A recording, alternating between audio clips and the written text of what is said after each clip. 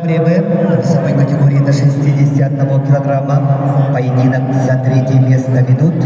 В красном трико представитель команды Республики Саха-Якутия Николай Щеглов, мастер спорта России,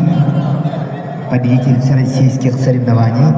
студент училища Олимпийского резерва имени Романа Дмитриева, тренер Иван Ситцев.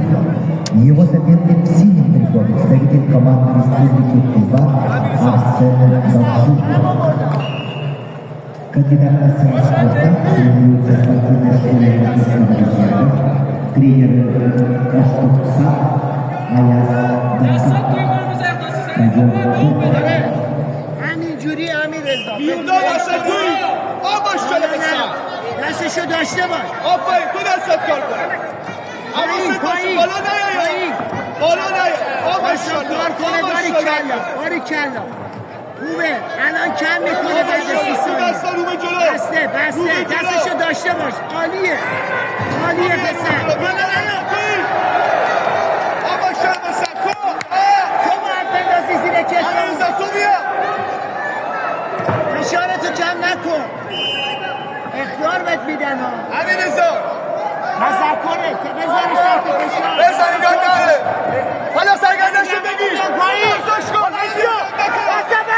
باشو بلندش کن بلند بکن آباش شد اول خاک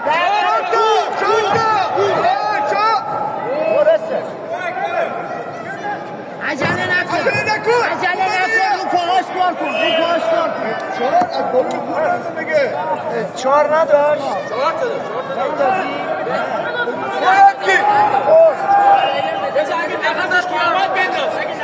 نه دیگه تا 10 ثانیه میتونی نه دوتایی بود دستو بگی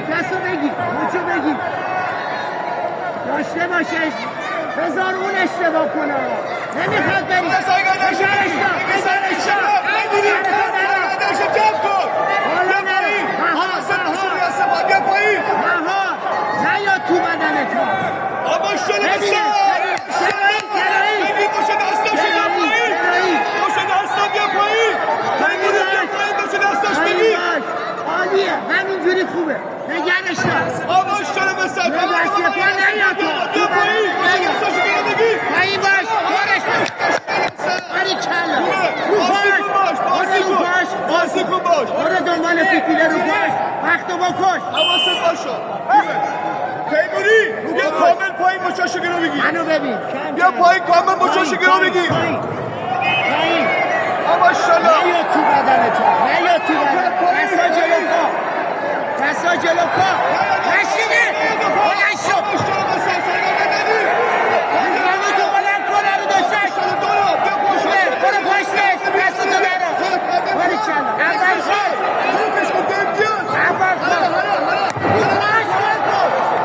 خواهد برو فیتیله برو جمعش کن وقت تلف بشه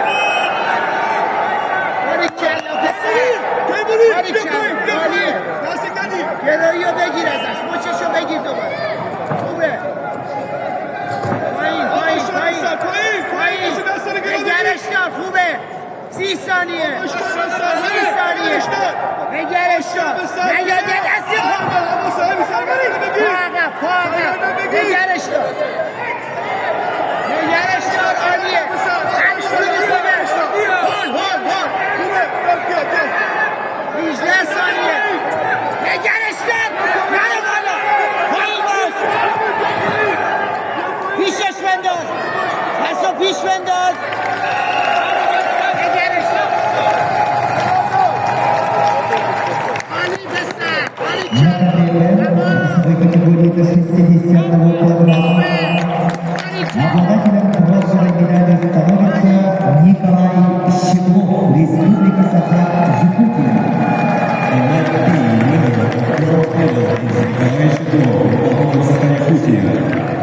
С техническим преимуществом